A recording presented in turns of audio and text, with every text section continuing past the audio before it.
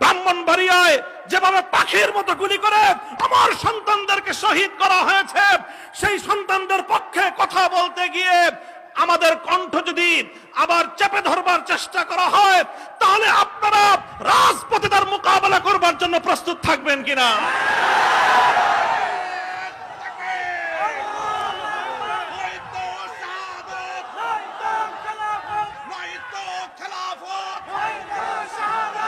সংগ্রামী সাথী ও বন্ধুগণ,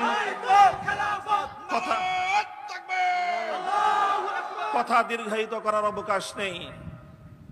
আমি আমার দীর্ঘ কারাবন্দিত্বের সময়ে আল্লাহ পাক রব্বুল আলামিনের রহমতের উপর আমার আস্থা, অবিচল বিশ্বাস ছিল যে আল্লাহ রব্বুল আলামিন নতিজা ভালো করবেন, উত্তম ফলাফল আমাদেরকে দিবেন, সে আস্থা এবং বিশ্বাস ছিল।